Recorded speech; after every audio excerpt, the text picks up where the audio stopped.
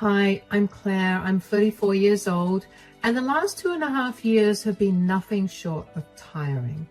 I almost lost my husband 2 years ago, and today we're divorced. Yeah, that sounds confusing. Let me start from the beginning. I met my husband, Sean, through a dating app, and we got along really well over text, and we decided to meet up for a date. Our date also went really well, and one date turned into two, and then into many more. We dated for 2 years before we decided to move in together. We were both living in rented apartments, but my apartment was bigger and better than Sean's, so he moved into mine. A year later, Sean proposed to me and I said yes. We got married in a beautiful ceremony surrounded by all our friends and family. It was definitely one of the happiest days of my life, especially in comparison to everything that came afterwards. A year into our marriage, Sean lost his job. Apparently, Sean had been showing up for work late too much, and that was costing the company too much, so they let him go. I remember confronting him about why he was late for work when he had consistently left for work well ahead of time. I don't exactly remember what he said, but I do know that he brushed off my questions with some excuse.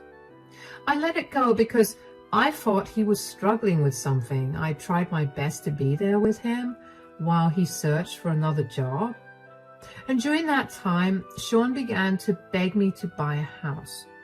I tried to tell him that with his lack of income, it would not be a good idea to buy a house. But he kept pressuring me to do it and even got his family involved. Eventually, I caved, and when it came time to put down a deposit, Sean obviously had no money, so I shouldered the whole thing. I made sure to only put my name in the deed and the title, and I don't know why, but I had a gut feeling that it was the right thing to do. Sean was okay with this when I told him about it too. A few months after we moved into our new home, Sean managed to find a new job. I was happy for him, and especially happy because I finally have some help with the mortgage payments. But Sean refused to help when I asked. He told me that since it was only my name on the deed and the title, he shouldn't have to pay for the house. That resulted in a huge fight between us because I couldn't believe his audacity. The only reason I was stuck paying the mortgage on the house was because he forced me to buy it. I told him that if he helped with the mortgage payments, I'd put his name on the deed. Sean told me that it was too late to do that because he'd seen my true colors. Things remained awkward between us for a while after that because I felt bitter that Sean was not helping me with the expense that he pressured me into taking up. But all of that resentment and anger went down the drain when one day I got a call telling me that Sean had gotten into a near-fatal car crash. He was in the operation theater getting emergency surgery, and while he may wake up again, he may not be fully functional. I dropped everything I was doing and rushed to the hospital. When I got there, I had to wait for 3 hours until Sean was wheeled out of the operation theater. The surgeon told me that Sean had suffered some extensive nerve damage, which he tried his best to fix, but it would affect his ability to walk. It was not irreversible, but he'd need a lot of physiotherapies to get back to walking again. I thanked him for his hard work and waited another 4 hours for Sean to wake up. At that time, I couldn't help but stress about how we were going to afford everything. Sean was on my insurance, but that would only cover so much. The rest of the expenses we were going to have to take care of as it is, and we were struggling to make ends meet. And with this, at some point, the stress and the anxiety of the day got to me, and I fell asleep. But Sean's questions woke me up. Where am I? What happened? Oh, sweetie, I'm so glad you're alive. You were in a horrible car accident. What? How did that happen? Why do I not remember anything? You were hit by a speeding driver at a stoplight. It's a miracle you survived. I was so scared when I got a call telling me that you were in an accident. I thought I lost you. Oh, darling, you didn't. It'll take more than an accident to take me away from you. I'm just glad that all my limbs are functioning. Hold on. Why can't I feel my legs? Is something wrong with them? Please don't freak out, sweetie, but you suffered some pretty serious nerve damage because of the accident. The doctors did their best to fix things, but you'll be paralyzed for a while. What? That can't be the case, but how will I do anything now? How will I work? Calm down, sweetie. I know this is hard for you to... That's easy for you to say. You have no idea what this feels like. It feels like my entire world is crashing down on me. You're right. I have no idea what you're going through, but I have some good news. Will I be able to walk again? Yes, but you'll need a lot of physiotherapy. That's great to hear, but wait. That would cost a lot, right? How will we manage to do that and also survive in general? You don't worry about that. How can I not worry about it? Aside from these medical bills, doing physiotherapy will practically leave us way beyond broke. I had a lot of time to think things over while you were asleep, and I realized that with your insurance and a second job, we'll be able to live comfortably and pay off all the bills. You're going to work 2 jobs? But that will be really stressful and hard for you. It's okay, I'll manage. I want you to be all right. And if that means working a little more, then so be it. How did I get so lucky to have found you? Shut up. I'll go get a nurse to make sure you're doing all right, though. I tried my best to remain calm for Sean, but on the inside, I was freaking out. The doctors checked in on him, and Sean was progressing well after the surgery. Sean was in the hospital for another week before he was finally allowed to come back home. He had to resign from his work because he worked in a physically demanding job, and that would not be possible with his paralysis. So I picked up a second job and did my best to make all ends meet. For 6 months, we focused on getting Sean to feel physically better. Aside from the nerve damage, he also suffered minor cuts and bruises all over his body. We also used that time to adjust to our new life. I made sure to make the house as accessible as possible for Sean since he now needed a wheelchair. I also set up appointments with a therapist for him because he began to show clear signs of depression initially. When we were both in a better place mentally and physically, we decided to look into physiotherapy. After thorough research and recommendations from Sean's doctor, we ended up finding a good physiotherapist who wasn't going to cost as much as I thought. We started those sessions almost immediately, and initially, Sean hated it. It was a constant reminder of how he could no longer use his legs, and I was beyond glad that I had gotten Sean into therapy before physiotherapy because I would not have been able to help him out. I was drowning in work and exhaustion too. Every day I felt like giving up because the stress was killing me. I only got 4 hours of sleep every day, and I would come back home only to do more work, and it was not like I would complain either because Sean was the one who had suffered more. I just pulled myself up by my bootstraps and did my best to be a good wife and caregiver to Sean. And 2 years later, Sean finally began to make some progress. He could wiggle his toes on his own, and I could tell that he was beginning to do better mentally as well. I began to notice him looking forward to his physiotherapy sessions, and one day I even commented on it. Okay, I'll be heading to work now. When will you be back to take me to my physio? Oh, wow, somebody's excited to do a little exercise. I'm not excited, I was just asking. Oh, sure, that's why you look so happy about going there. What's with the sudden change? You used to hate going over there. Fine, since you have to know everything, ever since I began to get some feeling back in my legs, I've been very excited about going there. I just want my life to go back to the way it was before. Is that such a bad thing?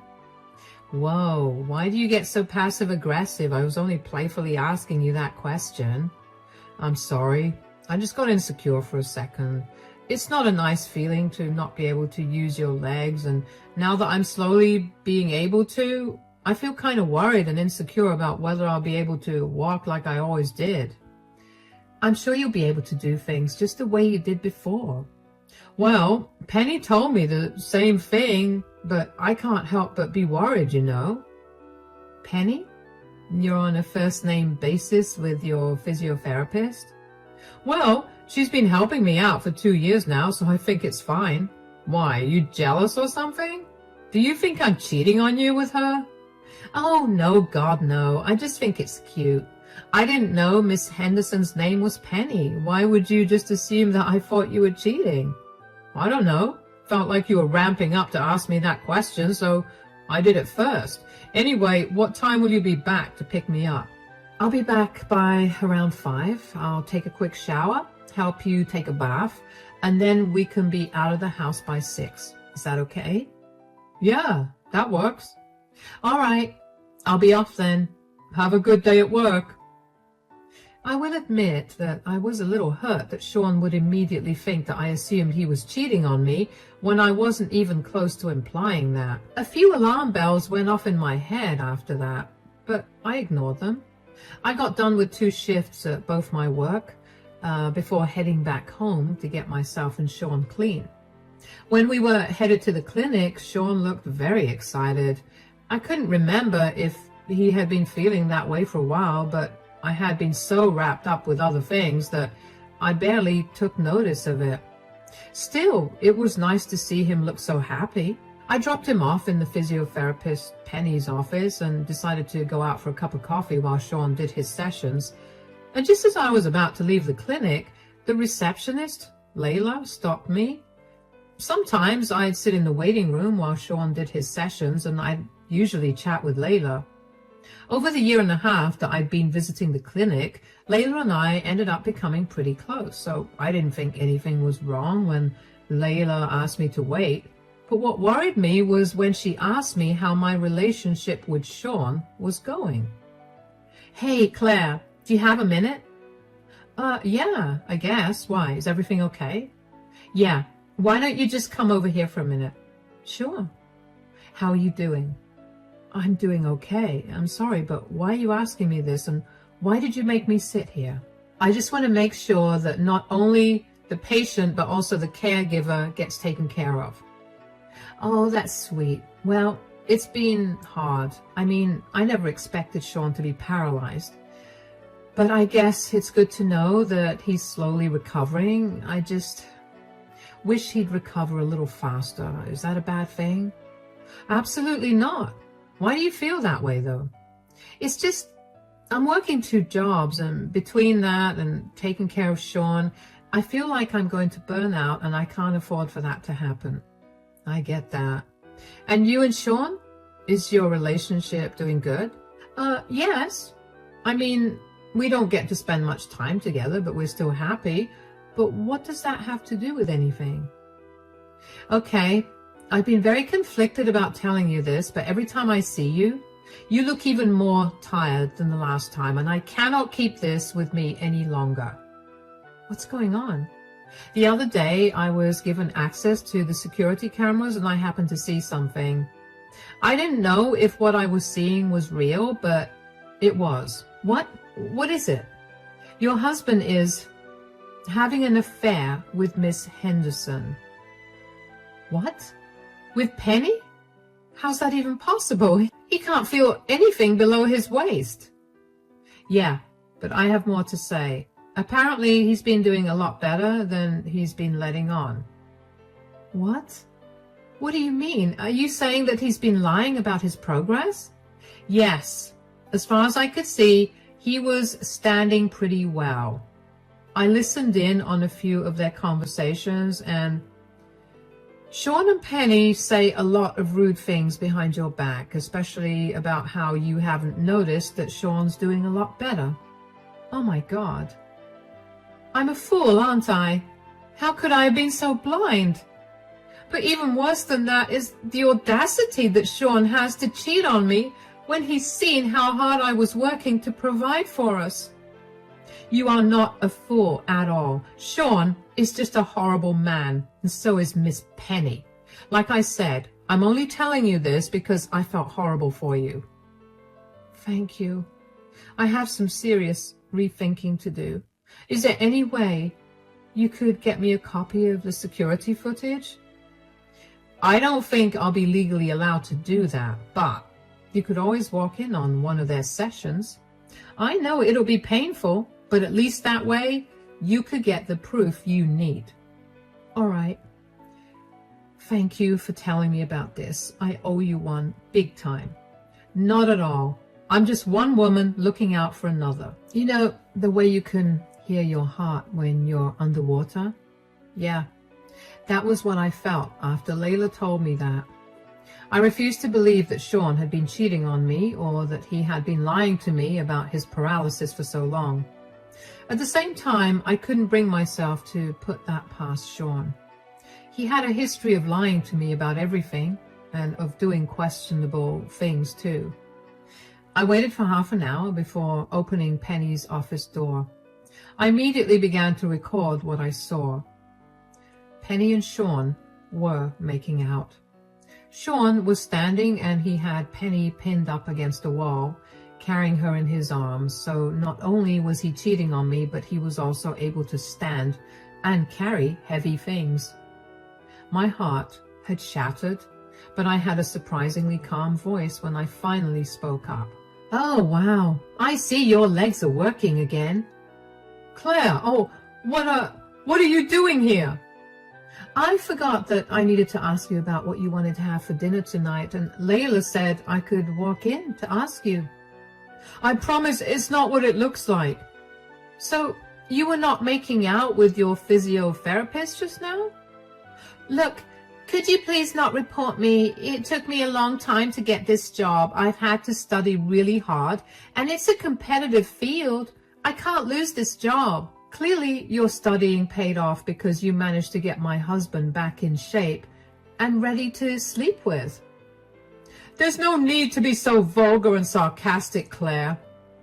Why is there no need for it? I've been breaking my back working hard to make sure that you'll be able to live a normal life again. And for what? For you to cheat on me? I swear, this is the first time. I'm so sorry, okay? This did not look like the first time, Sean. Is this why you've been so eager to come to these sessions? Here I was thinking that you were excited to get your life back, but clearly that isn't the reason. I was excited to get my old life back. I just got swept up in the moment. I'm sorry I hurt you. Can we please just talk about this at home? What home? You're not welcome there anymore. What? I don't want cheaters living under my roof. That's not only your house, it's mine too. Excuse me? Do you need to be reminded about who bought the house? Who's been paying all the mortgage and the bills and the utilities? Are you seriously going to throw a disabled man out onto the streets? Your disability did not stop you from cheating on me, so I think you'll be able to find a place for yourself. I have no money. What do you expect me to do? Please, just let me come back and we can work this out. We could go to couples counseling or something. Why? So you can cheat on me with that counselor too? I know that you're angry and upset with me, but please be a little rational here. Were you rational when you decided to cheat on me with your physiotherapist? Then I'm being very rational when I'm making the decision to throw you out of my house. Where do you want me to go? I have no family here and I have no money to go to them either. Maybe Penny can help you out with that. She's been helping out with more than that anyway. Come back. At least let me grab my things. You can swing by whenever you want to grab your things, but that's all you can do. I almost ran out of the clinic. I did not want Sean to see me breaking down. All the exhaustion of the last 2 years and the shock of finding out about Sean's affair sent me spiraling. I don't know how I got back home, but when I did, I broke down and sobbed for almost an hour. I couldn't believe that all my hard work had gone down the drain. All my love and care had meant nothing to Sean. He did not care for me at all. How long had he been having an affair with Penny? All those times that I had been sitting outside and waiting for him, were those times that he was cheating on me too? I also began thinking about the time that he had gotten fired from his previous job for being late. Was that also because he had been cheating on me with someone else? I couldn't think of any other reason. The next day, I called my dad over and asked him to help me change the locks. I didn't know where Sean was, nor did I care. Once the locks were changed, my dad accompanied me to file for a divorce. I managed to get a hold of the security footage of Sean and Penny, and I found out that the affair had been going on for 6 months, which meant that Sean had been lying to me about his progress for that long. I emailed Penny's superiors and attached the proof of her relationship with her patient. They responded and told me that they had taken swift action against her and were willing to compensate me for Sean's bills if I did not take the matter up with more authorities. I told them I would, as long as they gave me back my money and made Sean pay for his treatments. They agreed. A few days later, Sean showed up at my door. "Oh, you finally came to collect your things. I packed them and kept them in the living room. I hope you brought someone to help." "What is your problem?" "Huh? What are you talking about? Why did you have to report Penny? Now she's fired from her job." "Well, what did you expect? What she did was very inappropriate and a gross violation of ethics." "You're mad at me for cheating, so why do you have to take it out on her?" "Because she would do that with any other patient she could get in the future too. It's not right, and she needed to face the consequences of her actions." "Why are you so up in arms about it? Are you sad because your meal ticket won't be able to provide you with a good life like I did now that she lost her job?" "Why couldn't you have just talked to me like a normal person? Why did you have to ruin her life? Now I really have nowhere to go and I have a huge bill to pay off." "You want to talk like a normal person? Fine. Why did you cheat on me, Sean? You saw how hard I worked to pay off your bills and to make sure you were living a good life. You saw how much I sacrificed to make sure you were okay. So why did you cheat on me?" "With how much you worked, I was lonely. You can't possibly expect a man to be okay with being left alone for so long. Penny recognized my loneliness and she helped me. She did what you should have been doing for me as my wife." "You can't be serious. You were feeling lonely, so you cheated on me.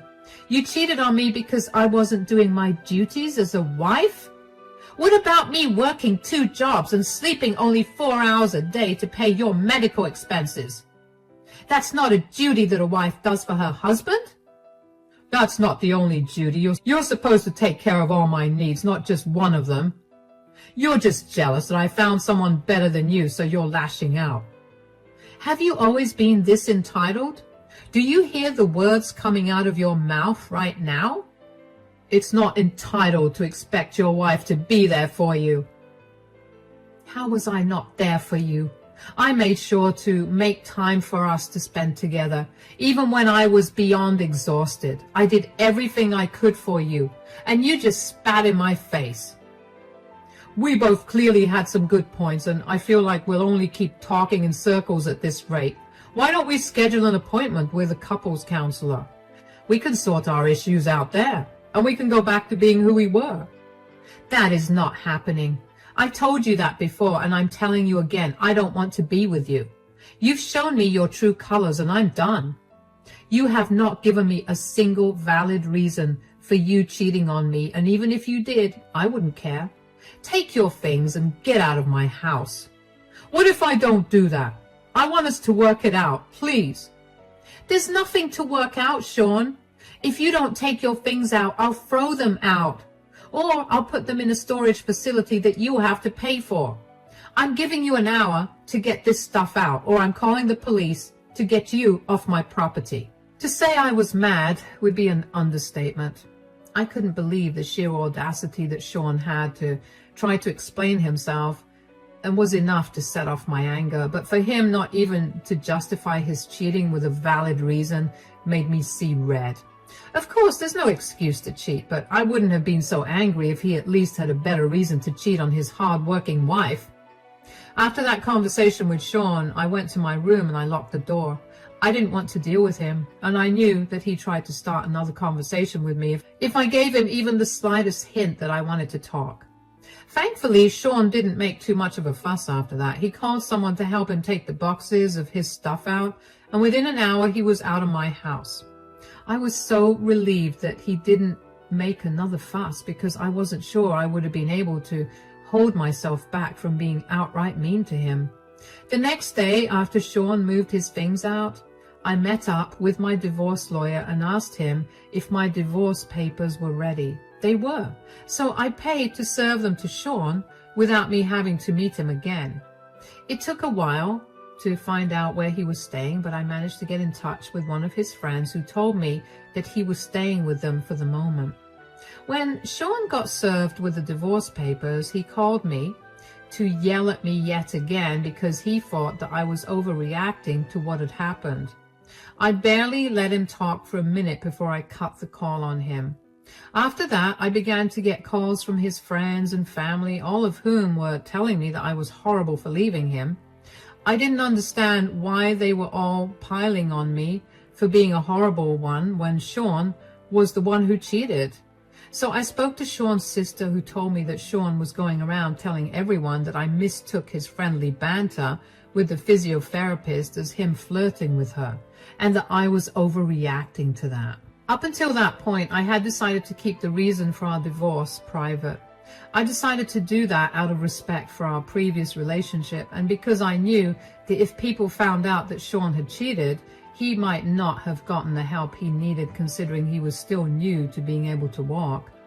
All of that went right out the window when I heard that Sean was spreading lies about me.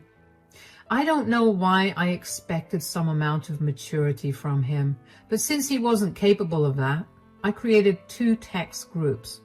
One for his family and the other for his friends. And I sent the security footage along with my recording of Sean making out with his physiotherapist. I then blocked Sean and all his friends. I heard from Sean's sister later on that Sean was livid that I had exposed him like that. His parents decided to go low contact with him because they couldn't fully abandon him when they'd almost lost him in the accident, but they were very disappointed in him. A lot of Sean's friends had stopped being friends. Not only because he was a cheater, but also because he had pointlessly lied to them and made them look like fools. The friend who had opened his doors to Sean also asked him to leave because Sean had lied to him about many more things than just his affair. The friend had had enough and wanted him out. Last I heard, his parents helped him get back home, but they're not helping him out much. It's been an exhausting few months. After Sean went to stay with his parents, he signed the divorce papers and barely contested much. It took a while for the divorce to get approved, but once it did, I felt like a free woman again. It's been a long time since I had any time to myself, and I'm looking forward to unwinding and catching up with a lot of my hobbies. Even though it still hurts every now and then to think about the love I lost, it's still nice to know that at least I hadn't lost myself in the whole ordeal. Here's to happier days now.